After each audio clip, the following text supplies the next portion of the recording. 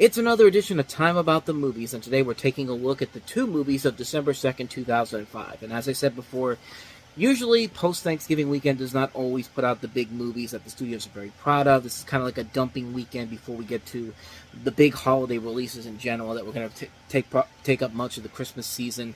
And we have one big new movie that was probably meant for much bigger pastures, but unfortunately the studio messed around with it and it turned out a bad product, and so we have it now on this weekend. And we have an Oscar contender to look at too. But let's take a look at that first movie I was talking about.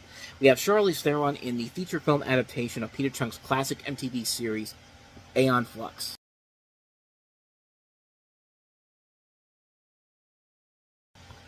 The honestly sad thing about this movie is that you see the potential that's there. I mean, if you ever saw the Aeon Flux television series from back in the day, I mean, this was a show that was so stylistically cool, visually pleasing to look at, had great animation. This was Peter Chung, who did a lot of work for Klasky Csupo, most notably early stuff for the Rugrats before he went over to MTV to work on this show.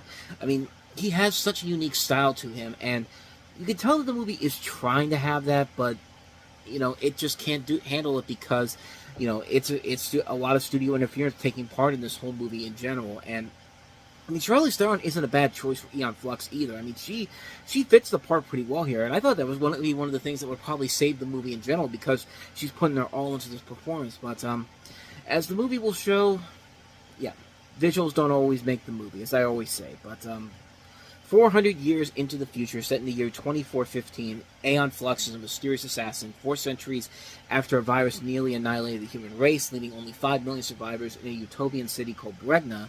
Aeon is struggling to destroy the Goodchild regime led by its namesake, Trevor Goodchild, played by Martin Secaucus, the ruler of Bregna and a descendant of the man who found a cure for the deadly virus. As instructed by the handler, Aeon is assigned to assassinate Goodchild, but there are deeper secrets to be discovered and conspiracies to be foiled. So yeah, it definitely sounds like another movie that we'll eventually get to, Ultraviolet, which is pretty much kind of the same movie, except that one's even worse because, A, you have Mila Jovovich in there, and you know how I feel about her, but yeah, this movie really does not feel like Aeon Flux at all, and, you know, here's the thing, though. This is a movie that was heavily affected by studio interference. It's one of those type of films, you know, the director Karen Kusama, who made Girl Fight, which is a really great movie with Michelle Rodriguez. You know, she said after she made the film, the studio took it away from her and heavily re-edited. So, right there's already a ton of problems because they changed storylines and characters.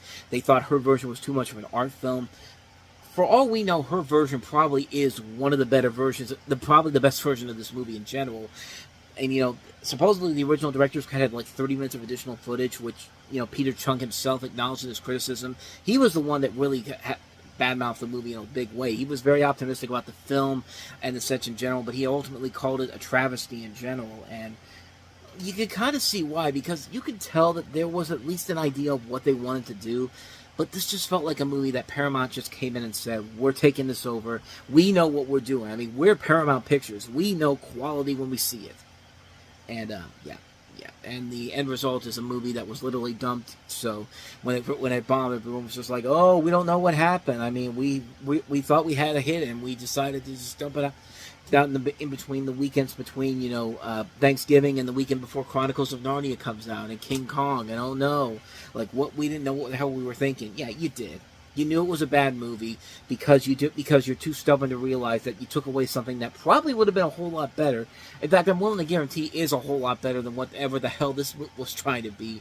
And like I said, it's a shame because the casting looks pretty good, the action sequences look pretty good, the visuals kind of help give this movie a look of something interesting and different. But the finished product just really is a film that was just a mess on all different types of levels, and it was mostly because of the studio. I'm willing to believe that the original version that they had was probably the much better movie that they were hoping to go with here, but I don't know if we'll ever see that version. I'm pretty sure it's not. I mean, it could be out there somewhere, but heaven forbid if Paramount actually bothers to even put it out. But yeah, this was a major disappointment. It was a movie that I was really looking forward to it just because I like the style of the animated series, and I like Charlize Theron a lot. I like this director a lot, but finally seeing it, it's just like, yeah, you guys screwed the pooch big time on this one.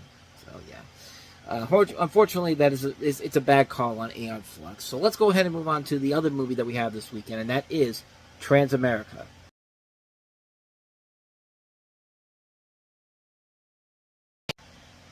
Again, another one of those movies that has a topic of discussion that's still very much relatable even in today's world. The screenplay is actually inspired by conversations between this director, Duncan Tunker, and his then roommate, Catherine Canella, and tells the story of Bree, played by Felicity Huffman, who's a trans woman who goes on a road trip with her long-lost son, Toby, played by Kevin Zegers. You also have Graham Greene, Fenella Flanagan, Burt Young, Carrie Preston, Elizabeth Pena. This was another one of those early films by the Weinstein Company that was probably meant for Miramax, but then when Weinstein and Miramax split up, they took this over to their company in general. And like I said before with Breakfast on Pluto, this movie is definitely the better of the two movies. Is it a great movie? Not really. I mean, it's not a bad movie in general, and I do think Felicity Huffman's performance in this really does carry the film overall. The rest of the movie itself is kind of your typical Oscar baitish type of storyline. This is a movie that really is benefiting by the performance by Felicity Huffman. You know, back when Felicity Huffman was actually seen as an actress we really liked before we realized that she and Lori Loughlin were complete monsters. Okay, maybe not monsters, but they were part of that big nationwide college entrance exam cheating scandal. I mean, her and Lori Loughlin, that's another story altogether. But, of course, she was known for Desperate Housewives around this time. And, you know, like I said, she's really good in the movie. I don't think she should have won Best Actress overall. She was nominated, even though she does give a good enough performance that I could see why she was nominated in general. But it was just too good of a year. And, you know, Reese Witherspoon winning that category, you can definitely see why she won over her. And, yeah, the movie overall is a good movie.